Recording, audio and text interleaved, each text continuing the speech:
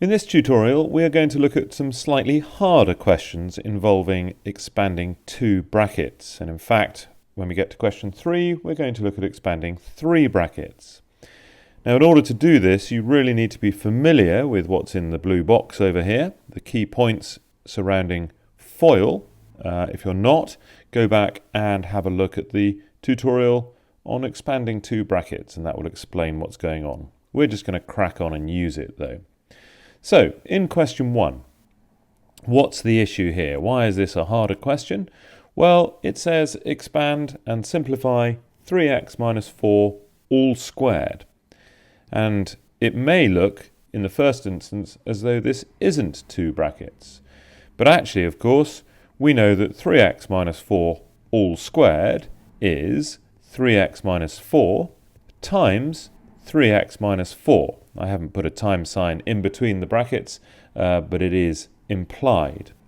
So, having done that, we've now actually turned this question into a straightforward question.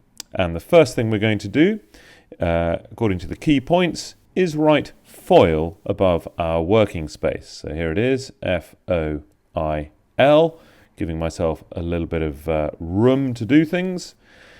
And we carry on. We write down the 4 multiplications, step 2, and F stands for first, so that's the first term in each bracket. 3x times 3x is, well, 3 times 3 is 9, and x times x is x squared.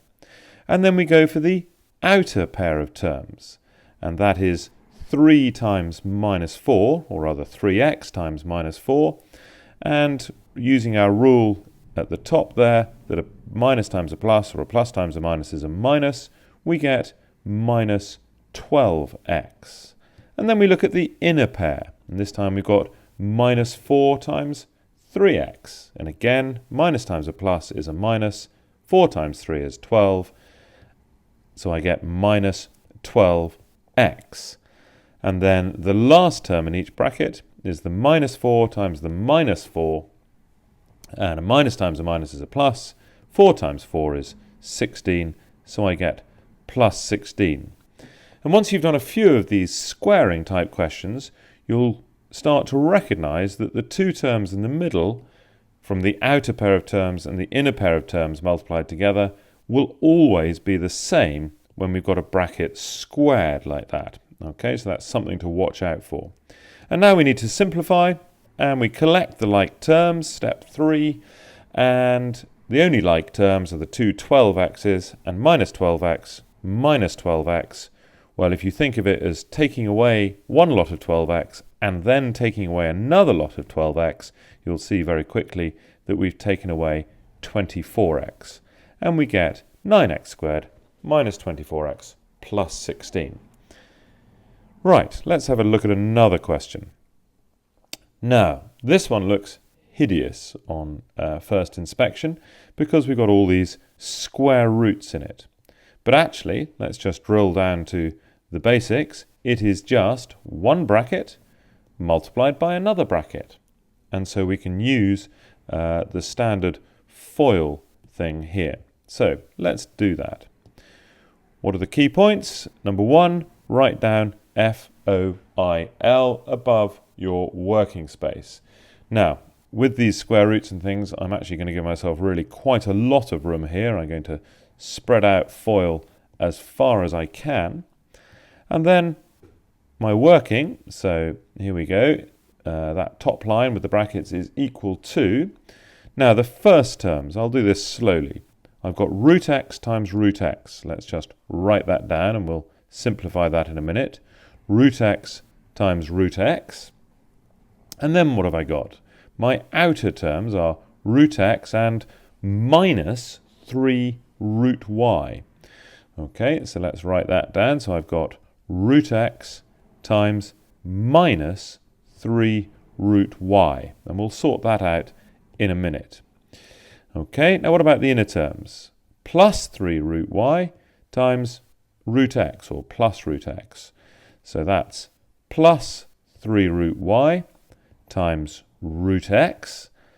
And then for my L from my FOIL is the last term in each bracket. And you'll notice that I've got a plus and a minus here. I've got plus 3 root y times minus 3 root y. Okay, now I've written that out sort of longhand, as it were, without simplifying it, because it is quite complicated. But each term actually isn't that scary. Root x times root x is simply x. That's the whole point of a square root, is you multiply a square root by itself and you get the number under the square root. Then I've got root x times minus 3 root y. First thing to notice, plus times a minus is a minus, so this is going to be negative with a minus sign. The 3 I can't do much with. Root x times root y, I can in fact write as root xy. Okay, and then what about the next term? I've got 3 root y times root x. It's all plus, so that's plus. Again, the 3 I can't do much with, but root y times root x, I can write all under the same square root as root xy. And then my last term, okay, this is 3 root y times minus 3 root y. So again, I've got a minus times a plus, or in this case a plus times a minus. So I'm going to get a minus, and it's going to be minus 3 times 3 is 9, root y times root y, just like root x times root x was x, root y times root y is y. And so I have now written down the 4 multiplications as simply as I can. What do I have to do next? Well, step 3 says simplify by collecting like terms. Now, x is not like any of the other terms there, nor is the minus 9y, so I just leave those alone. But these two terms in the middle are very like each other. Okay, they're both root xy terms, and I've got minus 3 root xy and plus 3 root xy, and these two, in fact, cancel out, don't they? Because they're the same terms, just with a different sign, so when I add them together, they disappear. And I get left with x minus 9y.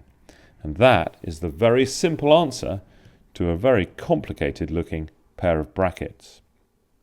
The more observant of you might have noticed this is in fact an example of the difference of two squares, multiplying out the difference of two squares, but that's for another day.